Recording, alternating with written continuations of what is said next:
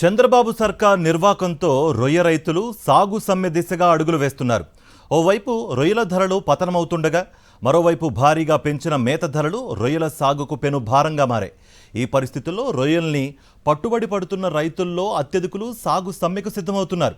Feed తయారీదారులు, processing కంపెనీలు, ఎగుమతిదారులకు కొమ్ము కాస్తూ రైతుల ప్రయోజనాలను పట్టించుకోని కూటమి ప్రభుత్వ వైఖరికి నిరసనగా పశ్చిమ గోదావరి జిల్లా లంకల కోడేరుకు చెందిన ఓ రైతు ఇప్పటికే సాగు సమ్మెకు వెళుతున్నట్లు ప్రకటించడమే కాకుండా తహసీల్దార్కి నోటీస్ కూడా ఇచ్చారు. ఆయన బాటలోనే మరికొంతమంది రైతులు సాగు సమ్మెకు దిగడమే మేలన్న ఆలోచనలో ఉన్నారు. రాష్ట్రంలో 1,62,000 మంది రైతులు 5.27 లక్షల ఎకరాల్లో ఆక్వా సాగు చేస్తున్నారు. పెరిగిన చెరువుల లీజు, మేత ధరలు, విద్యుత్ ఛార్జీల వల్ల రొయ్యలు 100 కౌంట్కు రావాలంటే కిలోకు 270 నుంచి 290 వరకు ఖర్చు చేయాల్సి వస్తోంది. 50 కౌంట్కు చేరాలంటే కిలోకు 340 నుంచి 350 రూపాయలు ఖర్చు చేయాల్సి వస్తోంది. గరిష్టంగా 30 కౌంట్కు రావాలంటే కిలోకు 450కు పైగా ఖర్చు అవుతోంది.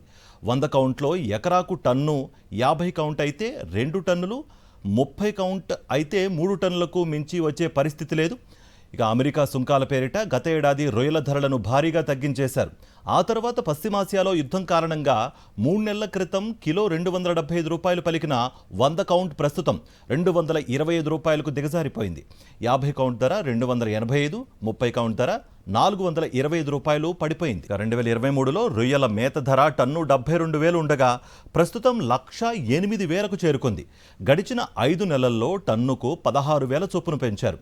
సీఎం చంద్రబాబు సమక్షంలో జరిగిన సమావేశంలో 4,000 తగ్గించేందుకు అంగీకరించిన కంపెనీలు 24 గంటలు తిరగకుండానే టన్నుకు 2,000కు మించి తగ్గించే ప్రసక్తే లేదని ప్లేట్ ఫిరాయించాయి. రొయ్యల ధరలు పడిపోవడం, మేతల ధరలు, సాగులో వినియోగించే ఇతర పరికరాల ధరలు పెరిగిపోవడంతో ఆక్వా సాగు చేయలేని పరిస్థితులు నెలకొన్నాయని రైతులు ఆవేదన వ్యక్తం చేశారు.